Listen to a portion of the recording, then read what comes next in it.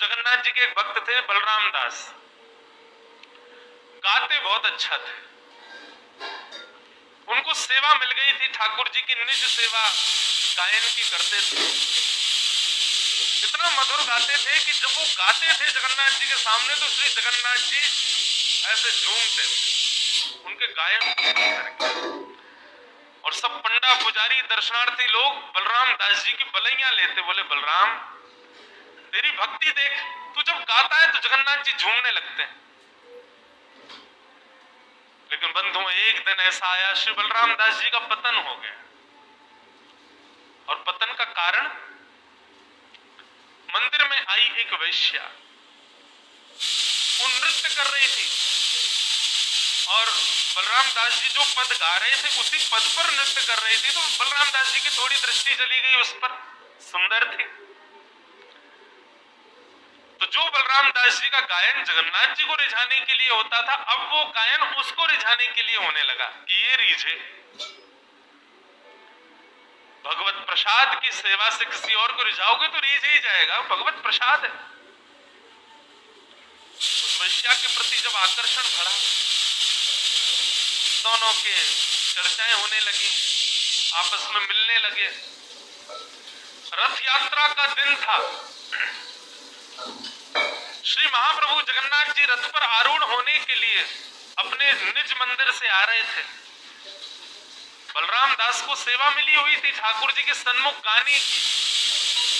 लेकिन बंधुओं, ऐसी बातें बहुत जल्दी फैल जाती हैं सब जगह बात फैल गई। बलराम दास का तो उस वैश्या के साथ में कोई भाव है, तो मंदिर पुजारियों ने सबने नियम ले लिया, बोले कि अब इस बलराम दास को सेवा नहीं करने देंगे, ठाकुर जी अपवित्र हो गया, जो वैश्या का संग करता है। यहां श्री बलराम दास जी महाराज लेटे थे।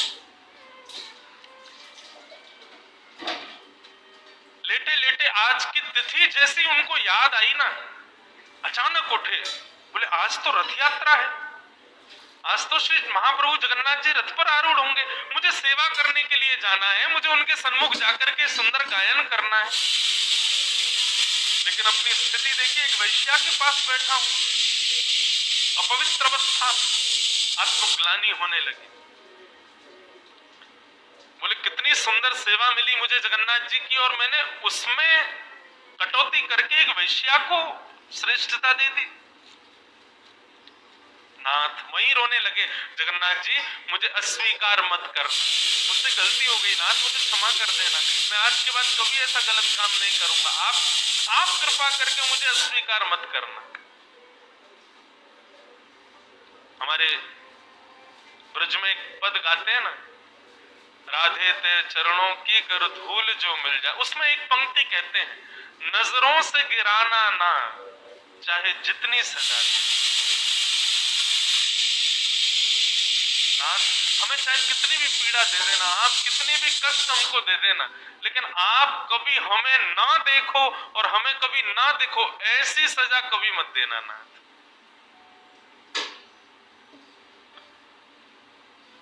कभी कभी बंधुओं गलती हम सबसे होती है। हमारे ठाकुर जी का स्वभाव इतना अच्छा है कि हमारी गलती से वो ज्यादा नाराज नहीं होते, बस आप क्षमा मांग लिया करो। और क्षमा मांगने मात्र से काम नहीं चलेगा, ये वचन दिया करो, हे प्रभु हम क्षमा मांगते हैं, हमसे गलती होगी, आज के बाद नहीं करेंगे।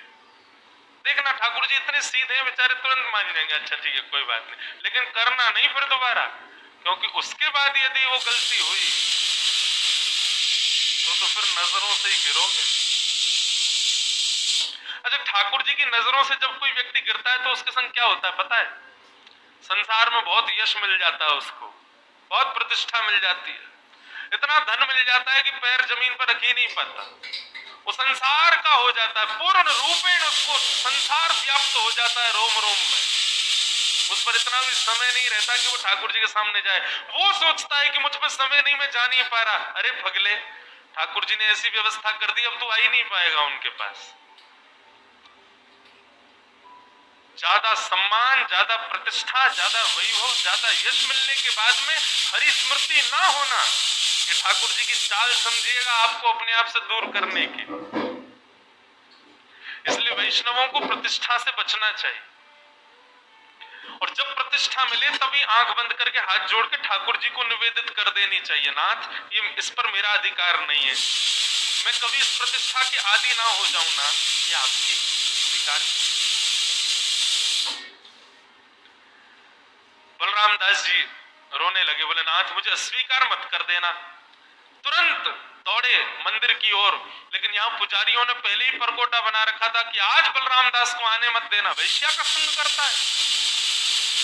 बलराम दास जी जिनके पद गायन के बाद ही रथ यात्रा शुरू होती थी, जैसे ही पहुंचे पुजारियों ने रोक दिया, बोले कहां जा रहे हो? बोले कि मैं पद गाऊंगा तभी तो रथ यात्रा होगी, तभी तो नंदी घोष रथ आगे बढ़ेगा। बोले अब तुम इसके अधिकारी नहीं हो, तुमने गलत काम किया, एक वैश्या का संग किया, जाओ आज से तुम्हारी सेवा को हम छीन रहे हैं, कोई और ढूंढेंगे उससे करवाएंगे सेवा। बलराम दास बहुत रोए। महाप्रभु जगन्नाथ जगन्नाथ जगन्नाथ जगन्नाथ रक्षमाम, महाबाहो महाबाहो महाबाहो पाहि माम, नाथ कृपा करो, मुझसे अपराध हो गया। ऊपर बैठने नहीं दिया तो बलराम दास जी बोले मैं सामने से दर्शन करके चला जाऊंगा, तो दर्शन भी नहीं करने दिए। बोले नहीं तुम अधिकारी नहीं हो।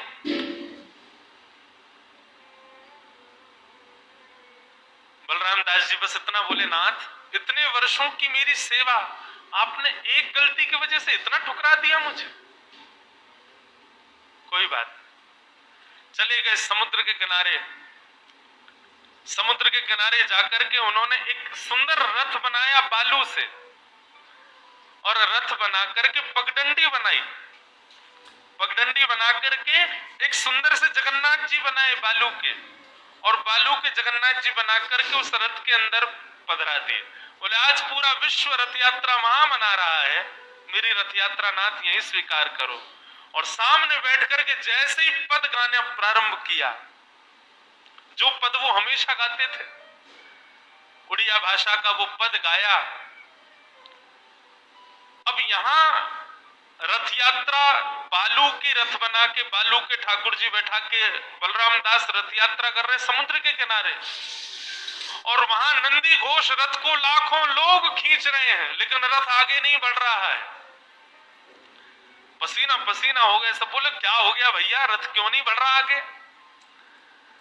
राजा पुजारी सबने जाकर के महाप्रभु जी को प्रणाम किया, कान पकड़े, बोले नाथ कोई अपराध हो गया, आपका रथ आगे क्यों नहीं बढ़ रहा है?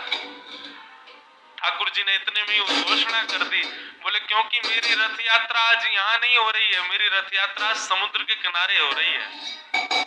आज मेरा रथ तो समुद्र के किनारे ही चल रहा है। सब दौड़ करके गए तो देखा समुद्र किनारे कोई नहीं था, अकेले एक बालूका के रथ में नन्हे से जगन्नाथ जी को बिठा करके और बलराम दास नाच रहे हैं, वही रथ यात्रा कर रहे हैं। सबने जाकर के बलराम दास को प्रणाम किया, बोले क्षमा कर दो बलराम दास, तुम्हारे अपराध को हमने अपराध समझा, लेकिन जगन्नाथ जी कितने दयालु, उन्होंने तुमको क्षमा कर दिया और तुम्हारी रथ यात्रा को यहाँ। तो सोचो बंधु, ठाकुर जी क्यों है पता है? क्योंकि हमारे जैसा स्वभाव नहीं है उनका। हम तो बड़े निष्ठुर हैं, हमारे मन का एक व्यक्ति कोई काम ना करे, हम सबसे पहले उससे संबंध तोड़ते हैं। लेकिन सोचो जगन्नाथ जी ऐसे हो जाए, राधा रमन लाल ऐसे हो जाए, तो किससे संबंध रहेगा? कौन जाएगा मंदिर? सबके लिए कपाट बंद, क्योंकि अच्छा कोई है ही नहीं, उनके योग्य कोई है ही नहीं। ठाकुर जी का स्वभाव बड़ा मधुर है। तो ज्ञान और वैराग्य ये दो जीवन में लाओ, तभी आप भक्ति को समझ पाओगे। भक्ति के दोनों पुत्र हैं, तो भक्ति के दोनों पुत्र ज्ञान और वैराग्य शिथिल हो गए। नारद जी महाराज बोले, देवी तुम्हारे बालकों की पीड़ा दूर कैसे होगी? बोले कि एक ही उपाय है। बोले क्या? कलयुग को खत्म कर दो, जड़ से खत्म कर दो कलयुग को, तो मेरे बालक ठीक हो जाएंगे। नारद जी बोले ये संभव नहीं, नहीं कर सकते। भक्ति भले ही कलयुग में हजारों अवगुण हो, लेकिन एक बहुत बड़ा सद्गुण भी है कलयुग के पास, जिस युग में हम रहते हैं बंधुओं, इसमें बहुत सारी कमियां हैं, लेकिन एक सबसे बड़ा गुण है जो किसी युग में नहीं है। और वो गुण क्या है कि यत् फलम नास्ति तपसा न योगेन समाधिना तत्फलम लभते सम्यक् कलौ केशव कीर्तना। जो फल तपस्या से नहीं मिलता, जो फल योग साधना से नहीं मिलता, जो फल हवन करने से नहीं मिलता, जो फल तीनों युगों में श्रेष्ठ तपस्या करने से नहीं मिलता, वो कलयुग में केवल और केवल ऊर्ध्वबाहु होकर के हरिनाम संकीर्तन करने मात्र से मिल जाता। ये कलयुग की विशेषता है। आप जब ऊर्ध्वबाहु हो जाते हैं और उस समय हरेर नाम हरेर नाम हरेर नाम ही केवलम, जब हरि का नाम संकीर्तन करते हैं, उस समय सतयुग त्रेता द्वापर कलयुग, सतयुग त्रेता द्वापर में भी बड़े बड़े योगी, बड़े बड़े सिद्धात्मा भी जो भजन करते हैं, उसका फल आपको मिल जाता है। अच्छा, एक बात और बताएं, अभी मैंने नाम उच्चारण किया श्री राधा रमन लाल। आप लोग नेत्र बंद करो। जितने लोग राधा रमन जी गए हैं या जितनों ने भी राधा रमन जी को देखा है, मेरे राधा रमन बोलते ही आप सबके चित्त में, नेत्रों में राधा रमन जी प्रकट हो जाएंगे। हो गए? ये सौभाग्य सतयुग त्रेता द्वापर में नहीं है। सतयुग त्रेता द्वापर में जब तक आप वर्षों वर्ष ध्यान नहीं लगाओगे, तब तक ठाकुर जी की छवि नहीं दिखेगी। लेकिन इस कलयुग में ठाकुर जी का स्मरण करते ही श्री हित हरिवंश महाप्रभु के लाडले श्री राधा वल्लभ लाल जैसे ही बोला, तो तुरंत त्रिभंग लली ठाकुर जी, मधुर नेत्र कटाक्ष, मुखमंडल पर पत्रावलियां हैं, सुंदर वंशी धारण किए हैं, तिरछे खड़े हैं, ठाकुर जी बगल में श्री जी विराज रही हैं, माथे पर सेहरा पहना है, दुल्हा बनकर के राधा वल्लभ लाल बैठे, तुरंत दिख जाएंगे। ये योग्यता केवल कलयुग में है और किसी युग में नहीं। इसलिए कलयुग बुरा नहीं है। कलयुग में बुराइयां बहुत हैं, लेकिन यदि अच्छाई देखी जाए तो 3 युगों से ज्यादा अच्छाई है। यहां पर भगवत प्राप्ति बड़ी आसानी से हो जाती है, भगवत स्मरण बहुत सहजता से हो जाता है, ठाकुर जी की कृपा का अनुभव बड़ी आसानी से, सरलता से प्राप्त हो जाता है। इस कलिकाल में ज्यादा योग साधन नियम करने की आवश्यकता नहीं है। श्रीमद वल्लभाचार्य जी तो कहते हैं कि भैया ठाकुर जी का केवल स्मरण करके मानसी ठाकुर जी की सेवा कर लो, उसी से ठाकुर जी प्रसन्न हो जाएंगे। कलयुग में प्रत्यक्ष सेवा से ज्यादा मानसी सेवा को श्रेष्ठ माना गया। मानसी सेवा कैसी? नेत्र बंद करके बैठ जाओ और विचार करो, सामने ठाकुर जी बैठे हैं, ठाकुर जी का हम श्रृंगार कर रहे हैं, ठाकुर जी का हम भोग लगा रहे हैं, ठाकुर जी से आरती कर रहे हैं। ठाकुर जी ऐसे नहीं है, ठाकुर जी कभी ऐसे भी हो रहे हैं, कभी ऐसे भी हो रहे हैं, ठाकुर जी कभी बैठ भी रहे हैं, चल भी रहे हैं। इस प्रकार मनी मन सब चिंतन करते रहो। ठाकुर जी का ऐसी सेज है, ऐसी सैया है, ठाकुर जी का ऐसा सुंदर पुष्प बंगला है।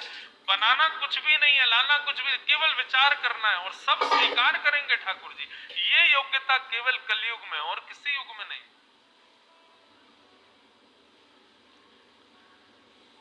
इसलिए हम कलयुग को मार नहीं सकते। लेकिन देवी तुम चिंता मत करो। तुम चिंता क्यों करते हो? वृथा खेद यसे बाले अहो चिंता तुरो भवान श्री कृष्ण चरणाम्भोज स्मरत दुखम गमिष्यति। बंधुओं, एक हमारी कई बात और मानो। कभी भी कोई चिंता पीड़ा जीवन में कोई विपरीत अवस्था आवे, एकांत में बैठिए, नेत्र बंद करिए और ठाकुर जी का नहीं, ठाकुर जी के चरणों का स्मरण करो। ऐसे मधुर चरण ठाकुर जी के, सीधा चरण ठाकुर जी का उठा हुआ है, बाएं चरण नीचे रखा है, ठाकुर जी त्रिभंग लली, केवल चरणों को याद करते रहिएगा। आप आधा 1 मिनट ठाकुर जी के चरणों का स्मरण करेंगे, नेत्र खोलेंगे, स्मरत तुरंत आपको ऐसा लगेगा सब ठीक हो गया। सब मंगल हो गया। और ये आप हमारी कही सुनी बात पे विश्वास नहीं करके देखते, कोई भी विपत्ति आवे ठाकुर जी के श्री चरणों का स्मरण करें। और युगल चरणार बिंदों में हम बैठे हैं, शीश नवा रहे हैं, नाथ के चरणों में इत्र की मालिश कर रहे हैं, ठाकुर जी के श्री चरण कमलों को अपने कोमल हस्तों से उनके कोमल चरणों का स्पर्श कर रहे हैं, स्पर्श करके अपने माथे से लगा, ऐसा भाव मानसी रखिएगा। 1-1.5 मिनट के लिए चिंतन कीजिएगा, आप नेत्र खोलेंगे ना, सच में लगेगा कि जो भी अव्यवस्था या जो भी चिंता थी अब ठीक हो गई, शांत हो गई। और ये केवल मैं फिर कह रहा हूं, सुनने से मत करिएगा, इसको करिएगा आप, पर आप याद करेंगे। आपको महाराज जी ने बढ़िया युक्ति बताई थी।